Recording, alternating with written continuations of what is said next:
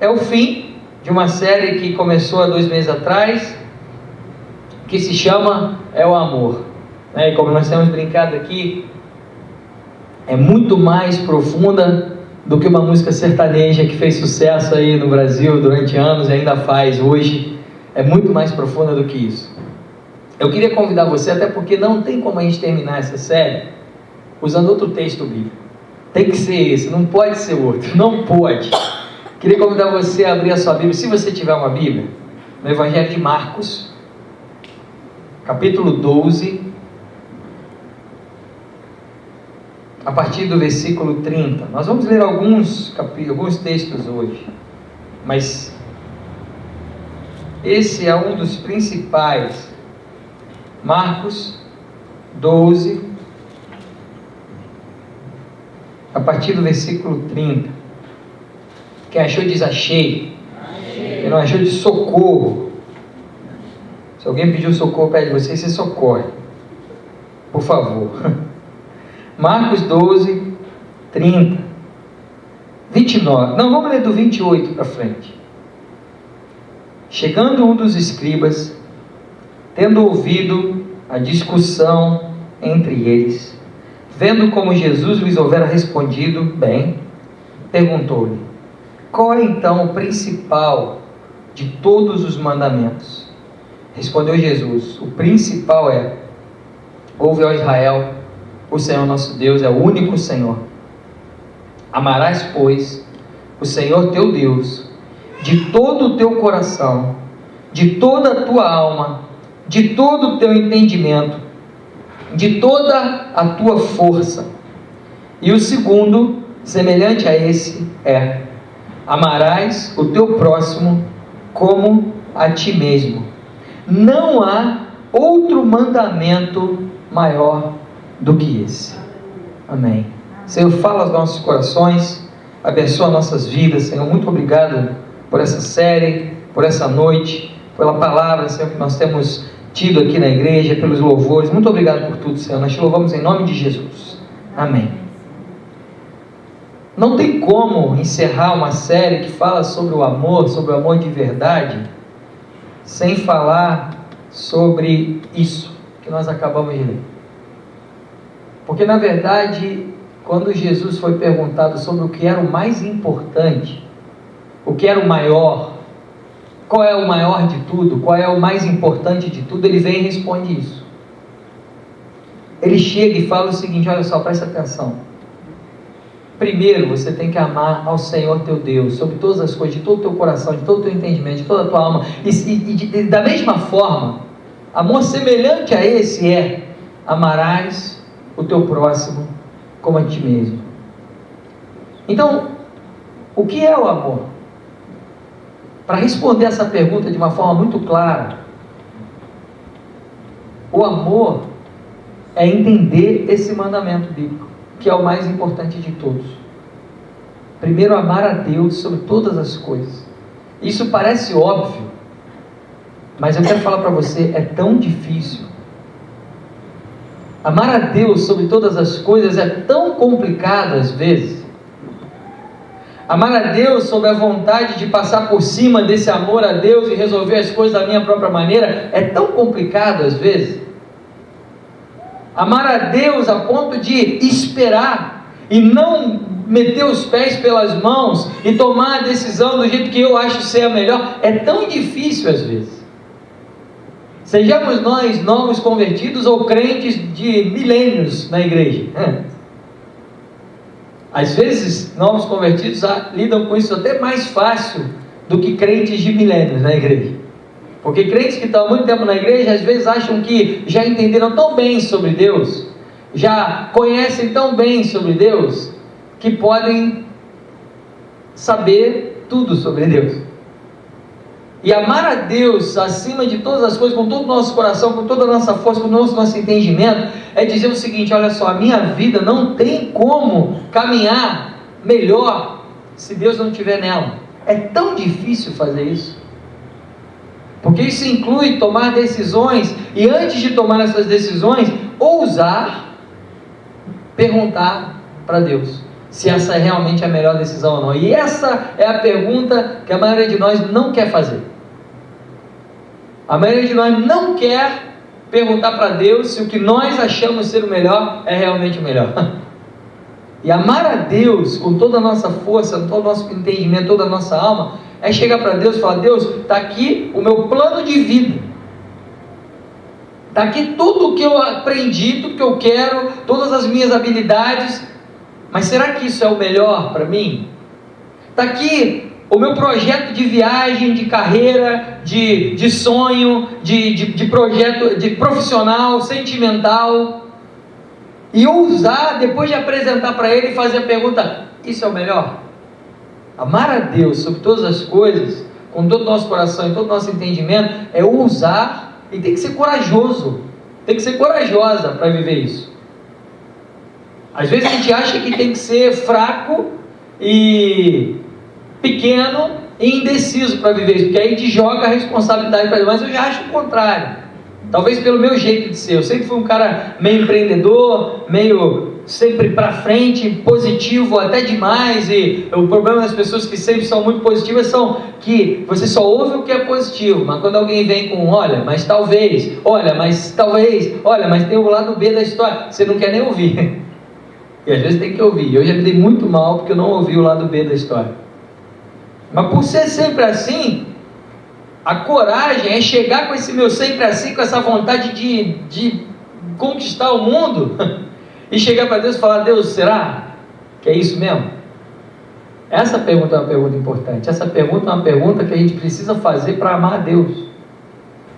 Porque a gente tem muito medo. Eu já falei isso aqui. Eu tenho amigos na área artística, onde eu trabalhei muito tempo da minha vida, fui profissional na área artística. Eu tenho alguns amigos que não se converteram, falam sobre Deus, choram, gostam de ouvir música evangélica, gostam de ouvir alguns pregadores da TV, mas não se converteram, tomaram uma decisão, porque tem medo do que eles vão perder.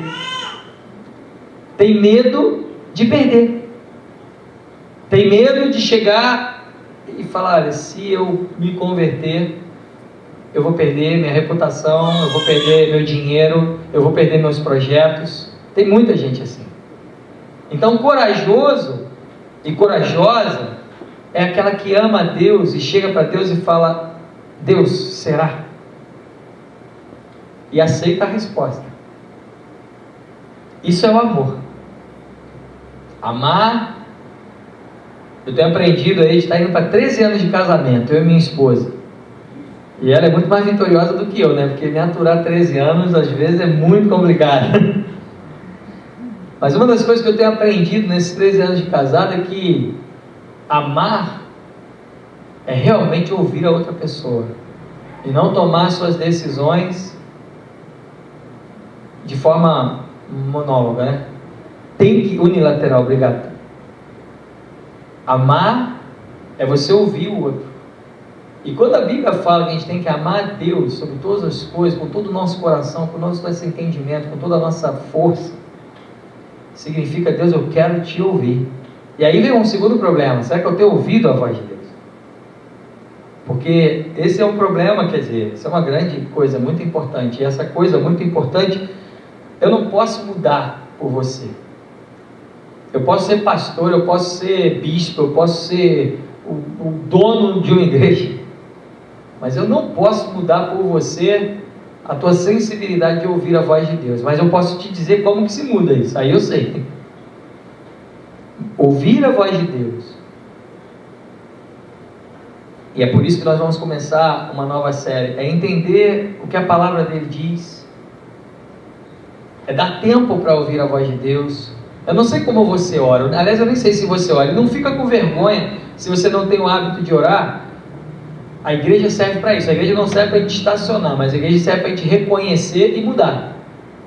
Então não tenha vergonha se, mas eu nem oro, não, eu não sei como você ora, não sei se você ora, mas a oração, muitas vezes ela é um grande pedido, uma grande linha direta, um monólogo sem parar. Senhor, isso, você faz a pergunta e já está a resposta. Às vezes a gente se perde orando por isso. Ouvir a Deus é parar e realmente esperar. Nós temos falado com a liderança da nossa igreja, durante esse ano aí de 2016, sobre um homem que é o meu herói da fé preferido, que é Neemias. E Neemias, uma das coisas mais bonitas que ele fez, não foi reconstruir um monte de coisa, foi lindo, mas na minha opinião, foi ouvir a voz de Deus. Saber esperar, saber parar, dar tempo ao tempo. Então amar a Deus sobre todas as coisas é ouvir. Mas a Bíblia vai além, porque Jesus fala assim, olha, semelhante a esse mandamento, igualzinho a esse, igualzinho, tem um outro. Amarás ao teu próximo como a ti mesmo. E é interessante, sabe por quê? Não tem nenhuma outra religião que pregue isso. Olha que coisa interessante, quando a gente tira o lado espiritual da coisa e começa a procurar, eu comecei uma vez a estudar outras religiões, até porque na Europa tem uma mistura tão grande de religiões, e todo mundo é um pouco de tudo, que eu procurei saber um pouco mais, e comecei a ler outras religiões, não o que eu tinha ouvido falar, mas o que essas religiões pregavam, e comecei a ler um pouco mais, comecei a estudar, a entender melhor, a ir mais fundo em cada uma das religiões. Não há nenhuma outra religião que pregue isso. Não há nenhuma. Olha só que coisa interessante. A gente vê um ladrão roubando alguém, depois ele é espancado por alguém, por uma polícia, enfim, aí vai ter gente que vai defender isso, e vai ter sempre a turma dos direitos humanos, que vai ali e vai falar, não pode. E às vezes a sociedade até acha, não, pode sim, lugar de ladrão na cadeia, enfim, tem um monte de coisa por trás disso. Mas a gente fala de direitos humanos de uma forma tão pequena, mas não há nenhuma outra religião que pregue direitos humanos, não discriminação e valorização da vida quanto o cristianismo. Quando você lê uma coisa sobre essa e você vê o exemplo de Jesus sobre o que é o amor, a gente fala que um ladrão ali que roubou, que tirou, de repente um cara vai bater nele, e no fundo, muitos de nós, talvez eu, em determinadas circunstâncias, ninguém é isento disso, vai olhar e no fundo vai falar o quê? Bem feito. Mereceu. E aí Jesus chega para o cara, a gente tem usado esse exemplo aqui, lá na cruz, do lado dele tinha um ladrão, um cara que estava para morrer, e se você não sabia, eu já tenho falado isso aqui várias vezes, saiba agora, a cruz era pena de morte da época. Quem estava numa pena de morte, estava lá, não porque fez boa coisa.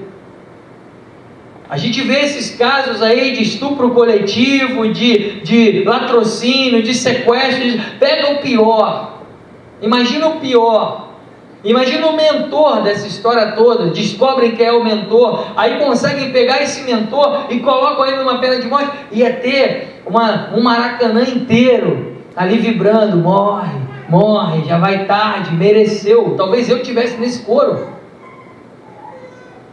E chega Jesus para esse cara, muito antes de falar sobre direitos humanos, sobre isso ou sobre aquilo, Jesus chega para esse cara, olha para esse cara, e diz para ele o seguinte, olha só, você se arrepende de verdade?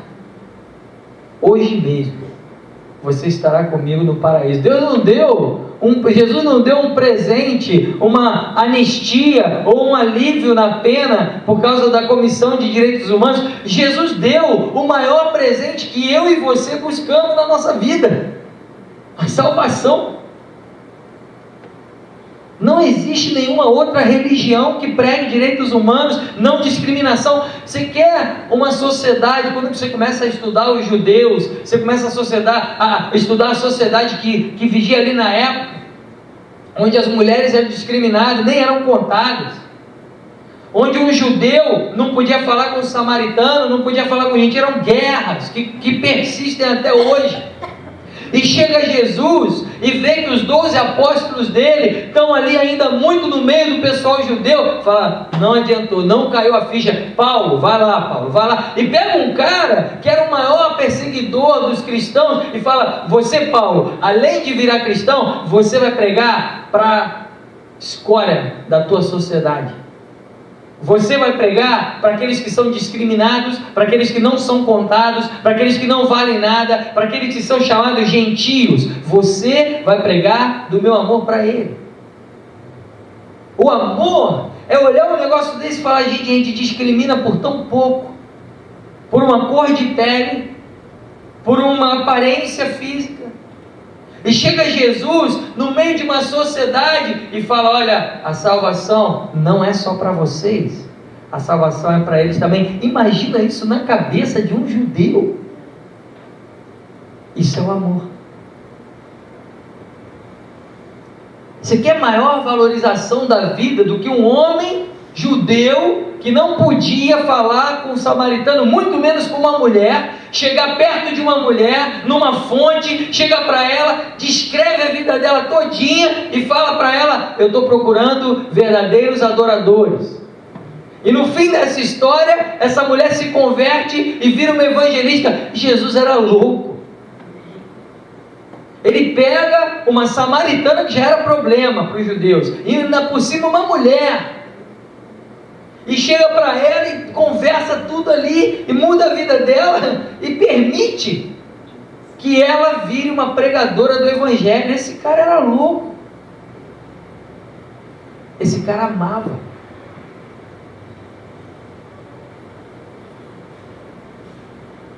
Não há nenhuma outra religião que faça isso. É tão bonito falar sobre budismo, sobre hinduísmo, mas aí você começa a estudar essas religiões e você começa a ver as castas. E você nasceu ali, meu amigo, já era. Se você nasceu naquela casta, não tem jeito para você. Só na próxima encarnação. Você se apaixonou por uma mulher, ou você é uma mulher, se apaixonou por um cara de uma casta diferente, morre triste, morre deprimido, arruma outro, porque aquela casta ali não é para você. Olha só que divisão feia. E aí você vê um cristianismo que abre o negócio todo, e que Jesus chega e fala: acabou essa história. Não existe nenhuma religião no mundo que pregue essas coisas. O problema não é esse. O problema é que nós, no século 21, no ano de 2016, temos esquecido de pregar essas coisas. Falar sobre o amor, fazer uma série sobre o amor, é tocar na nossa ferida, como igreja, como crentes. É dizer para mim, como pastor, para você, como alguém que está vindo aqui pela primeira, 20ª ou 100ª ou enésima vez, que nós precisamos amar a Deus sobre todas as coisas e ao nosso próximo como a nós mesmos. Senão, nós não estamos cumprindo o maior dos mandamentos. Falar sobre o amor e olhar para uma pessoa no meio de um lixão, como uma foto sobre essa, e falar: isso é o amor. O amor não é o ato, não é a vida dele lá, mas é o que pode fazer a presença de Deus nos nossos corações, que mude a nossa mentalidade a ponto de enxergar essa pessoa de uma maneira diferente. Eu moro em Laranjeiras, e o supermercado mais próximo da minha casa está na rua da Laranjeiras, se chama Princesa, é muito perto. Mas da minha casa até esse supermercado eu cruzo diariamente com talvez 10 ou 11 desabrigados, sem teto, pessoas que são tratadas como animais, pessoas que eu já me acostumei a olhar sem enxergar, a olhar e fingir que elas não estão lá. Mas falar sobre o amor de Jesus é tocar na minha ferida e falar assim, não pastor Gustavo, mas falar assim: Gustavo, você é um filho de Jesus? E o maior mandamento que Jesus te deu não foi: tenha uma carreira bem sucedida. O maior mandamento que Jesus te deu não foi: viaje para o mundo todo. E quem me conhece sabe que esse é um dos meus maiores investimentos. Eu amo viajar. O maior mandamento que Jesus te deu não foi: olha, tenha belos amigos, uma boa casa, um bom carro, um bom emprego. Isso é ótimo, isso é válido, isso é útil. Mas o maior mandamento que Deus me deu, Gustavo, antes de virar pastor Gustavo, foi: olha para essa pessoa e enxergue um valor que ninguém dá para ela, nem você. Falar sobre o amor num contexto cristão é tocar nas nossas feridas. Falar sobre amor num contexto cristão é saber que a gente tem um mundo à nossa disposição e que a gente pode ser muito bem sucedido e que, graças a Deus, muitos de nós tivemos oportunidade de estudar, de fazer isso ou aquilo, mas é tocar na nossa ferida e dizer: preste atenção, a vida não é só isso. A vida não é só ser bem sucedido, guardar dinheiro numa aplicação bem feita, agradar o seu banco e o seu gerente. Falar sobre o amor é falar sobre algo que nenhuma outra religião no mundo prega. Ame ao seu próximo como a si mesmo. Sabe por quê? Porque se isso acontecer, eu garanto para vocês que tudo muda. Nós vamos ver reais mudanças acontecendo no bairro de Botafogo, não quando essa igreja lotar, não necessariamente, mas quando a gente entender a profundidade do texto que diz que o maior dos mandamentos é: ame o teu próximo como a ti mesmo.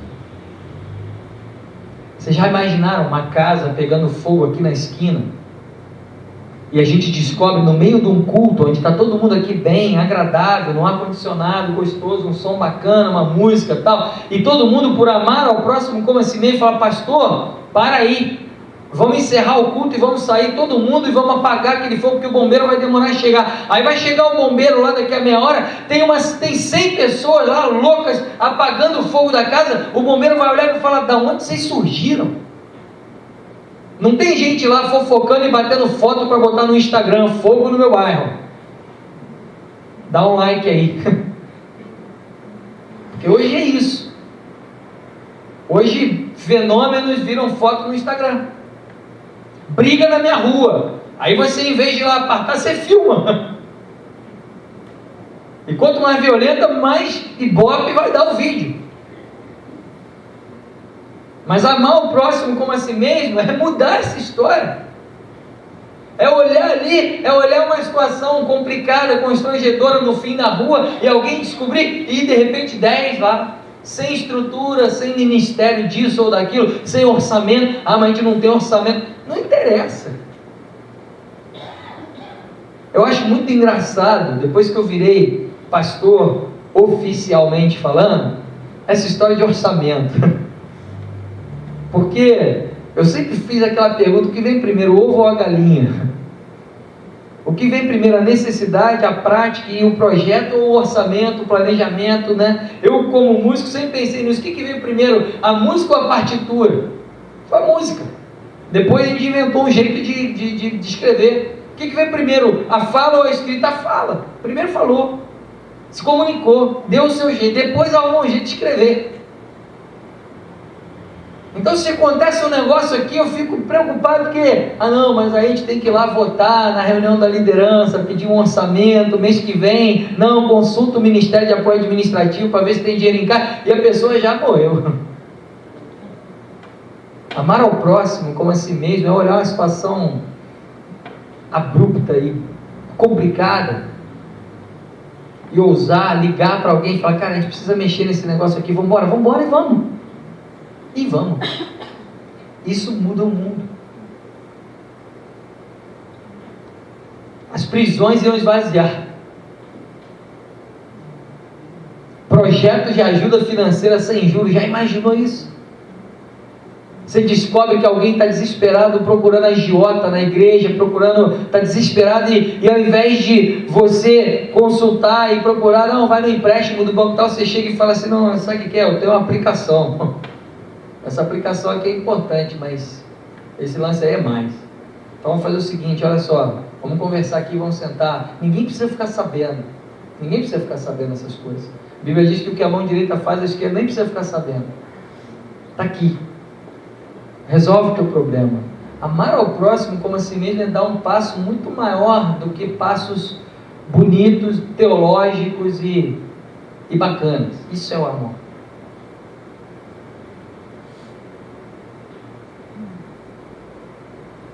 João capítulo 13, versículo 35, fala sobre algo que é muito interessante.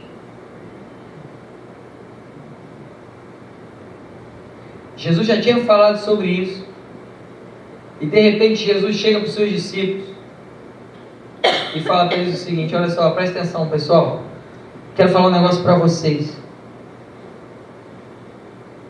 Eu vou dar um novo mandamento para vocês. Além do mandamento, que é o mais importante de todos, que é amar a Deus e amar o próximo, tem mais um que é novo. É novidade, anota aí. João capítulo 13, versículo 34. Novo mandamento vos dou, que vos ameis uns aos outros, assim como eu vos amei, que também vos ameis uns aos outros. Nisso conhecerão que todos sois meus discípulos, se tiverdes amor uns pelos outros. Eu fico imaginando nos dias de hoje, ainda mais como pastor, porque isso me fere diretamente, como nós crentes somos conhecidos. Crentes são conhecidos como bobalhões, alienados, massa de manobra. Pastores são conhecidos como ladrões, pessoas de caráter duvidoso. E eu tenho falado isso aqui com vocês várias vezes. Eu já passei por situações em que, quando eu tinha minha empresa, era tudo mais simples, porque quando a pessoa perguntava: olha, qual é o seu estado civil, qual é a tua profissão? Eu falava: empresário, está aqui. Aí eu virei pastor de tempo integral, e várias vezes chegava no banco ou em algumas situações e falava, e perguntava, eu falava: e aí?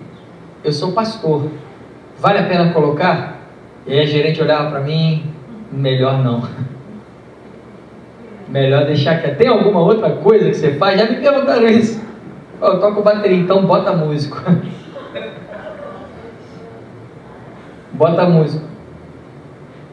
É tragicômico, mas é isso. Ah não, porque você quer comprar um carro, vai abrir o financiamento, você é o quê? Pastor, não tem mais nada. Você não pinta uma parede, você não faz uma faxina. Bota isso, é melhor. Isso é sério. Isso não é piada não. Parece, né? Mas não é. Nós somos conhecidos dessa forma hoje em dia, no século 21. É engraçado que Romanos capítulo 1 fala algo tão poderoso, fala: não me envergonho do Evangelho, que é poder de Deus para a salvação.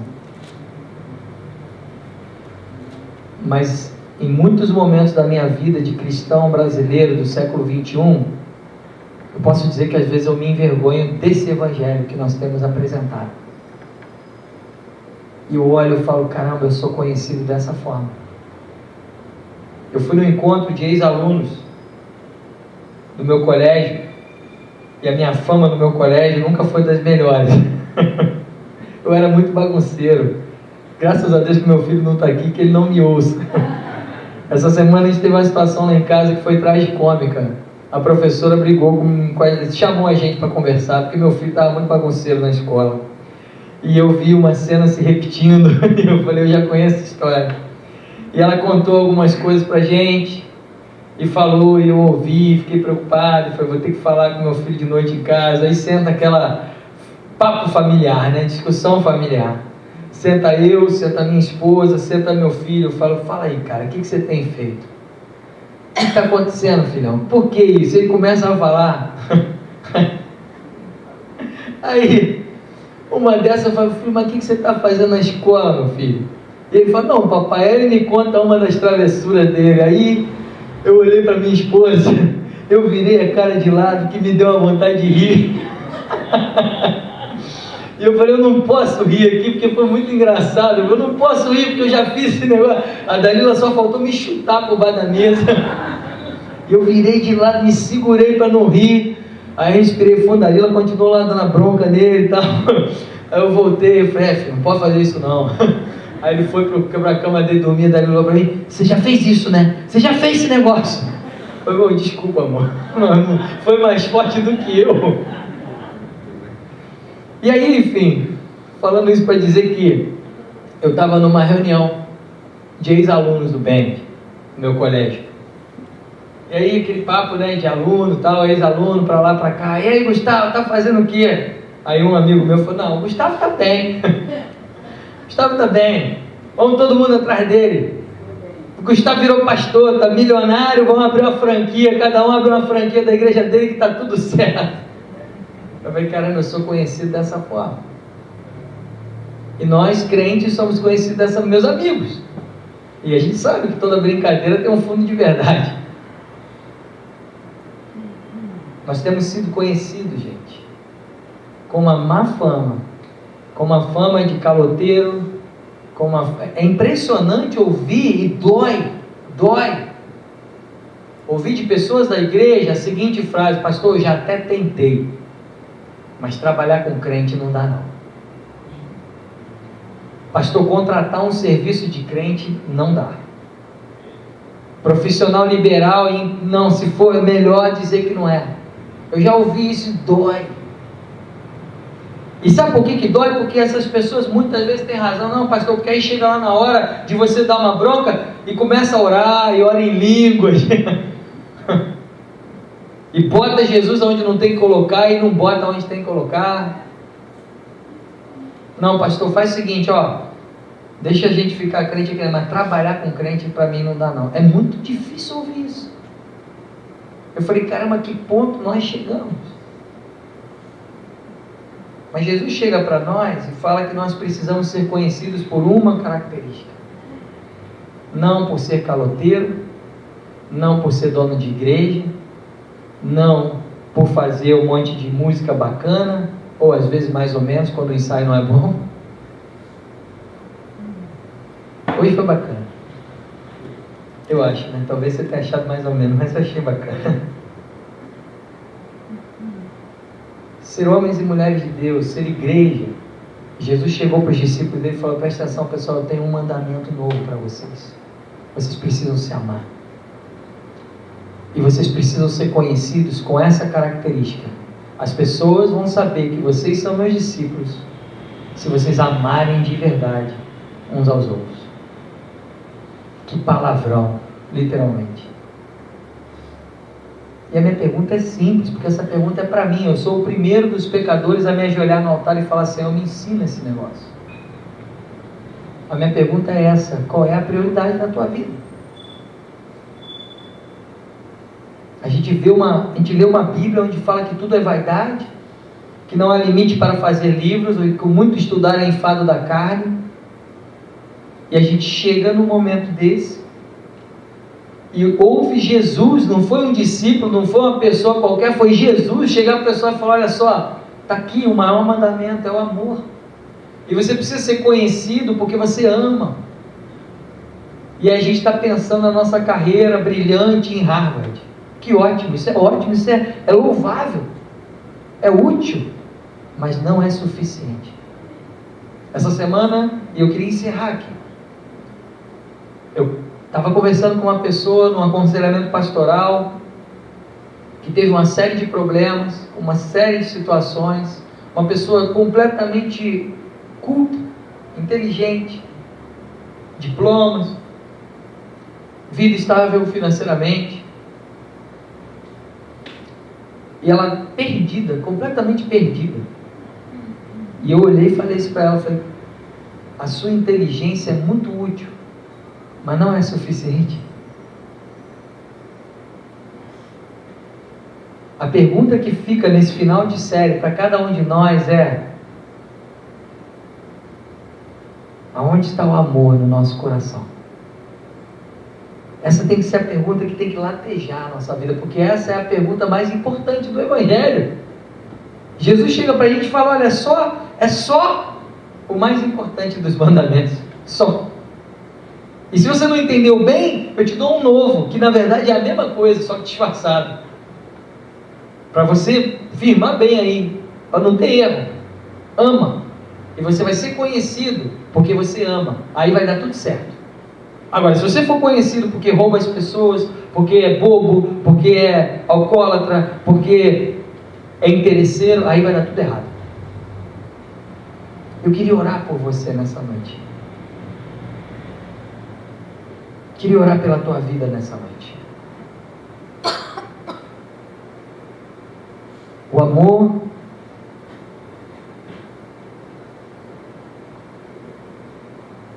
como diz a música, né, que mexe com a minha cabeça e me deixa assim. O amor é simples, o amor é profundo. O amor é parar e avaliar a nossa vida, avaliar o que a gente tem feito, o que a gente tem deixado de fazer, nosso trabalho, nossa profissão, nossa religião, nossa religiosidade, e falar: Deus, isso é o que mais importa? Ou eu estou vivendo isso de fachada? Eu realmente acredito que uma igreja que vive esse negócio aqui pode mudar o mundo. Eu realmente acredito nisso, isso não é utopia. Hipocrisia é pregar isso e não viver. Mas viver isso, eu realmente acredito que isso muda o mundo. O que a gente mais ouve falar em campanha, e a gente pode preparar o seu ouvido para essa palavra nos próximos meses. O que a gente mais ouve falar em campanha eleitoral, a palavra da moda, quer dizer, da moda sempre foi essa. É uma só: mudança. Agora vai mudar. Não, isso aqui vai mudar. E fala, faz um circo e não muda nada. Mas se tem algo que muda o mundo, é o entendimento e a prática do Evangelho de Jesus Cristo. E o Evangelho de Jesus Cristo é esse, o maior mandamento é esse: ama a Deus acima de todas as coisas, ama teu próximo como a ti mesmo, seja conhecido, não por ter uma igreja maravilhosa, não por ter uma família perfeita, não por ter o melhor carro, não por ter as melhores roupas, não por ser bem sucedido no Brasil, nos Estados Unidos, no Japão. Isso é bom se isso acontecer, joia. Seja conhecido, seja conhecida, porque você ama, de verdade, porque você não é indiferente à dor, porque você não é indiferente a pessoas.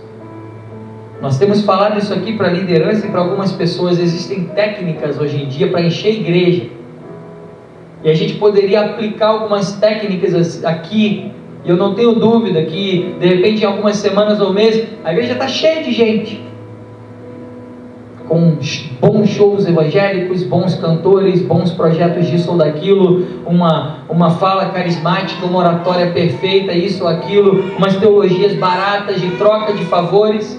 Essas técnicas são muito usadas hoje em dia em muitos lugares. Não é o meu interesse. Também não é o meu interesse que essa igreja fique vazia, não. Eu quero ver essa igreja lotada, quero muito ver isso acontecer. Creio que vou ver. Mas o meu maior interesse é que essa igreja seja conhecida como uma igreja que não é perfeita, como uma igreja que tem suas limitações, mas como uma igreja que se ama e uma igreja que ama as pessoas em volta dela. Esse não é o papel do pastor apenas, esse é o teu papel, esse é o meu papel, de deixar de ser indiferente e de olhar isso como o maior dos mandamentos. Eu queria orar por você. Queria convidar você, se você quiser, a vir ao altar do Senhor. Eu, como disse, sou o primeiro a me ajoelhar no altar nessa noite. De tudo isso que a gente ouviu, essa série chamada É o Amor, tudo isso que nós temos vivido, eu gostaria de convidar você a se colocar no altar do Senhor e falar: Senhor, me ensina a amar. Sai do seu lugar agora, venha no altar do Senhor nessa noite. Não é para ganhar ponto com uma denominação ou com uma igreja, nem com o seu pastor, mas é simplesmente para falar: Senhor, eu quero aprender a amar, eu quero aprender a viver isso. Nós queremos orar por você agora, orar pela tua vida, orar pela tua casa, orar pela tua família. Comece a orar, feche seus olhos, comece a orar nesse momento. Diante de tudo isso que nós ouvimos como sendo o amor, comece a falar para Deus agora sobre isso.